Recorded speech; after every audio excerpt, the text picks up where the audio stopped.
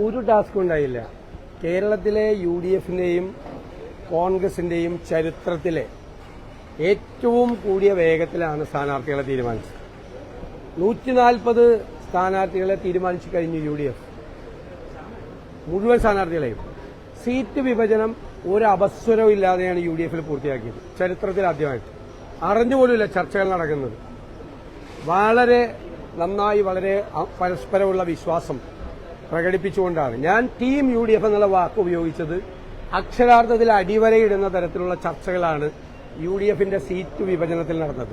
അക്ഷരാർത്ഥത്തിൽ team UDF ആയി അത് മാറി. ഒരാളും അനാവശ്യമായ ചിലരെല്ലാം വിട്ടുവീഴ്ചകൾ ചെയ്തു. ഇപ്പോൾ കേരള കോൺഗ്രസ് എല്ലാം ചില വിട്ടുവീഴ്ചകൾ ചെയ്തു. താൽക്കാലികമായിട്ടാണെങ്കിൽ പോലും ചില വിട്ടുവീഴ്ചകൾ ചെയ്തു. വളരെ സഹകരണത്തോടു കൂടിയാണ് ഞങ്ങൾ പോയത്. എല്ലാവരെയും ഉൾക്കൊണ്ടുകൊണ്ടാണ് പോയത്. അതിനുശേഷം കോൺഗ്രസ് സ്ഥാനാർത്ഥികളുടെ ലിസ്റ്റ് വന്നു. 3 ദിവസം എടുത്തെന്നാണ് വലിയ വാർത്ത. നിങ്ങൾ പണ്ടല്ലേ എത്ര ദിവസമാണ് എടുക്കുന്നത്? ഇവിടുത്തെ തിരുവനന്തപുരത്ത് AKG സെന്ററിൽ ഇരുന്ന് സ്ഥാനാർത്ഥിയെ തീരുമാനിക്കുന്നത് പോലെയാണോ കോൺഗ്രസിന്റെ പ്രൊസീജിയർ? കോൺഗ്രസിന് ഇവിടെ തെരഞ്ഞെടുപ്പ് കമ്മിറ്റി കൂടണം. ഇവിടുത്തെ തെരഞ്ഞെടുപ്പ് കമ്മിറ്റി കൂടി പ്രപ്പോസൽ കൊടുക്കണം. മുതിർന്ന നേതാക്കന്മാരെ തെരഞ്ഞെടുപ്പ് കമ്മിറ്റി ചുമതലപ്പെടുത്തി ആ മുതിർന്ന നേതാക്കന്മാർ പലവട്ടം ചർച്ച ചെയ്ത് ഡൽഹിയിൽ ശ്രീ മധുസൂദൻ മിസ്ത്രി ചെയർമാനായ സ്ക്രീനിംഗ് കമ്മിറ്റിയുടെ മുമ്പിൽ അവതരിപ്പിക്കണം. ഡീറ്റെയിൽസ് മുഴുവൻ കൊടുക്കണം.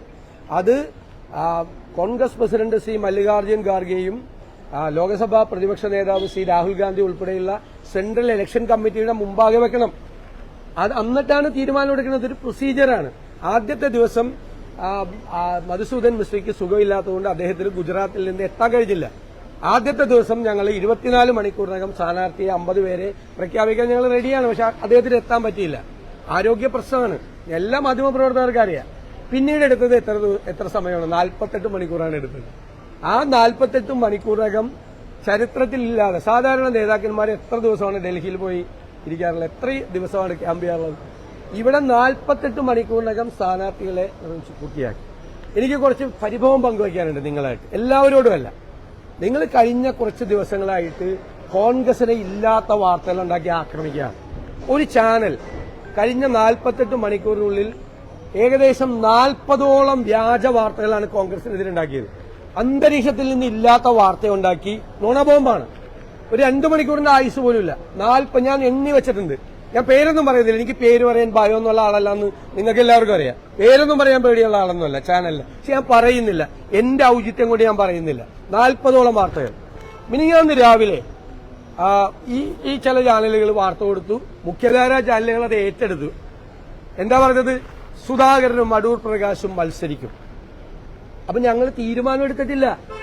ഞങ്ങൾ പറഞ്ഞില്ലേ, MP-മാര് മത്സരിക്കുന്ന കാര്യം കേരളത്തിലെ നേതാക്കളല്ല തീരുമാനിക്കുന്നത്. അത് അഖിലേന്ത്യാ കോൺഗ്രസ് നേതൃത്വമാണ്. ഞങ്ങൾ അവരോട് പറഞ്ഞു, MP-മാർക്ക് മത്സരിക്കാൻ താല്പര്യമുള്ളവർ അവർ മത്സരിക്കണം. അവരുടെ താല്പര്യം മാത്രമല്ല, ചിലർ അവർ മത്സരിക്കണം എന്ന് ആവശ്യപ്പെടുന്നുണ്ട്. അതൊരു തീരുമാനം എടുത്തു തരണമെന്ന് പറഞ്ഞു. നിങ്ങൾ സുധാകരനും അടൂർ പ്രകാശും മത്സരിക്കും എന്ന് വാർത്ത കൊടുക്കുമ്പോൾ ഒരു തീരുമാനവും ഡൽഹിയിൽ എടുത്തിട്ടില്ല. ഞങ്ങൾ അത്ഭുതപ്പെട്ടു. ഞങ്ങളറിയാതെ എല്ലാത്തിലും വാർത്ത വരിക. രാത്രിയായപ്പോൾ നിങ്ങൾ നേരെ മാറി. എന്നിട്ട് പറയാം സുധാകരനും അടൂർ പ്രകാശും മത്സരിക്കില്ല. അപ്പോഴും തീരുമാനം എടുത്തിട്ടില്ല അവർ മത്സരിക്കില്ല എന്ന്.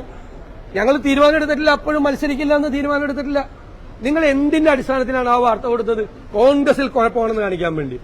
എന്നിട്ട് മത്സരിക്കില്ല എന്ന് പറഞ്ഞിട്ട് ഇന്നലെ രാവിലെ വീണ്ടും സുധാകരനും അടൂർ പ്രകാശും മത്സരിക്കും, MP-മാർ മത്സരിക്കും, ഹൈക്കമാൻഡ് കീഴടങ്ങി.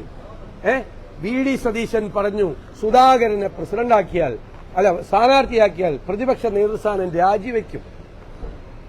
എന്റെ പ്രസിഡന്റായിരുന്ന ആളാണ് അദ്ദേഹം.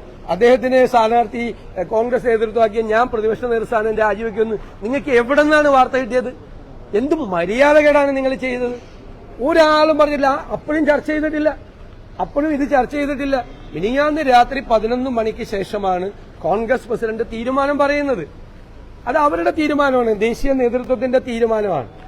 എന്നിട്ട് നിങ്ങൾ മത്സരിക്കുമെന്നും മത്സരിക്കില്ലെന്നും എന്ന് പറഞ്ഞുകൊണ്ട് എനിക്ക് എന്റെ സങ്കടം, വിശ്വാസ്യതയുള്ള ചില മുഖ്യധാരാ ചാനലുകൾ കൂടി ഈ വാർത്ത ഏറ്റെടുത്തു. കഴിഞ്ഞ 48 മണിക്കൂർ നിങ്ങൾ അവരെ വ്യക്തിപരമായും നിങ്ങൾ അധിക്ഷേപിച്ചു, അവരെ വിവാദത്തിലാക്കി ചെയ്തു.